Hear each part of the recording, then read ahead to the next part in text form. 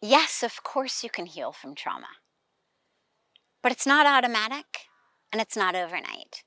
It takes some steps. Number one, you have to acknowledge what has happened.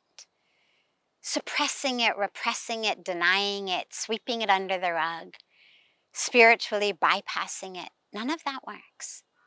The alcohol, the drugs, the food, the gambling, the sex, the Facebook, none of it works. Trauma is not something that just time in and of itself will heal. So number one, really acknowledge it. Look at it. What happened?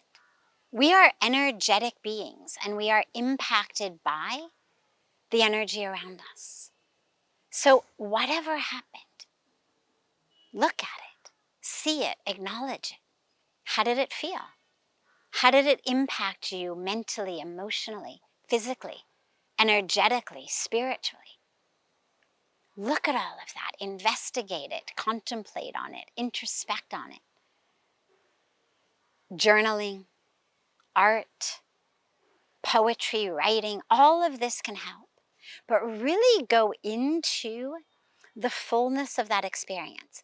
I don't mean relive it, I don't mean rehash it, I don't mean rehearse it, but fully see it, fully acknowledge it. Wounds always, at some point in their healing, need to be opened to the sun, to the oxygen. If you keep a wound covered up the whole time, it'll never actually heal properly. You've got to be able to open it so that it can heal.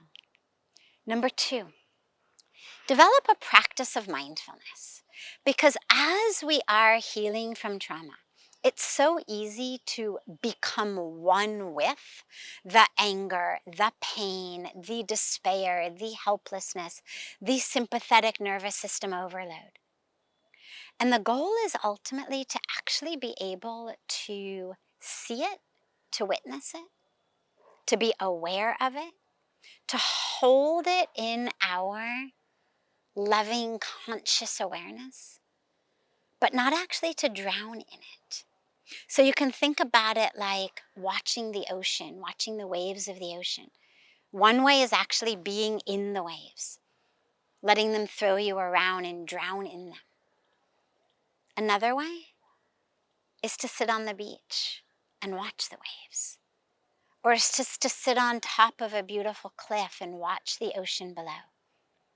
Develop a practice of acknowledging, of seeing your reaction, your triggers, but not actually being in it.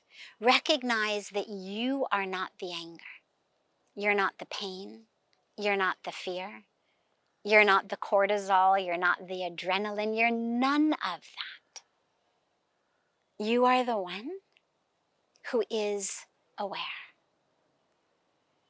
So develop a mindfulness-based practice that allows you to witness what's going on, but not get thrown around by it. Number three, forgiveness. Whether your trauma was brought on by an individual person or groups of people, whether it was brought on by Mother Nature, an act of the universe, or God, you've got to be able to forgive and let go. Because as long as you hold on to the anger, to the pain, to the story, you are going to be forever karmically bound to it. So we forgive and we let go, not because it's okay, not because it didn't matter, not because it was small, but just because whatever has happened to us, we deserve to be free.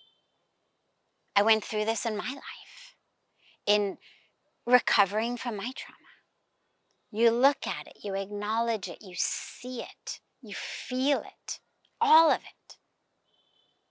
And you learn to let it go, because you realize no matter how awful that which was done to me was, no matter how quote unquote unforgivable it was from a moral standpoint, an ethical standpoint, a legal standpoint, I still deserve to be free. No one's violence or ignorance or ego, no act of God or act of Mother Nature deprives me of the very core birthright that I have, which is to be free. It's why we've taken birth. It's why we've been given a human birth. So allow yourself, not as the first step, because then you get into bypass, you get into denial, but as the third step, allow yourself to forgive and to let go. And lastly,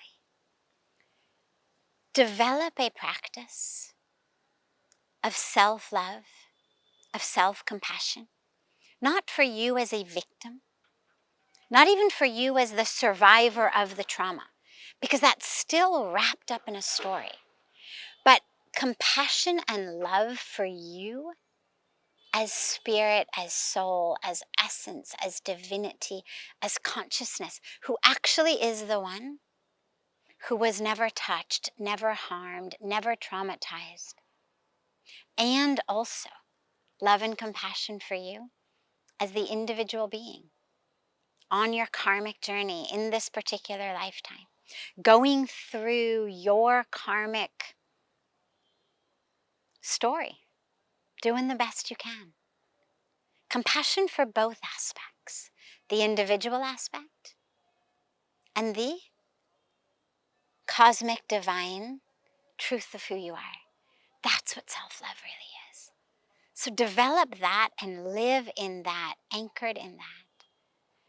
And what I can tell you from personal experience and from that which I have seen in so many people is we really can actually heal from trauma. It doesn't have to be that which we carry with us throughout our lives, but it requires attention, it requires intention, it requires patience, and it requires love. And lastly, get help.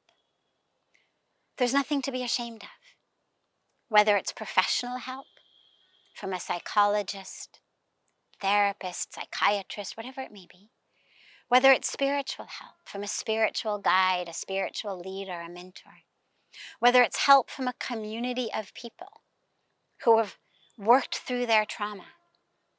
Never feel ashamed. Who you are is divine. And you're here to walk through this karmic journey the very best you can. And part of that, part of the tools in your toolbox are all of those who can help you. So reach out without shame. It's not weak to ask for help. It's actually quite strong. And in many cases, it is the critical piece between healing and not healing. I know for me, if I didn't have the help of so many along my journey, there is no way I would have healed. So let yourself receive love, receive help, receive care. You deserve it.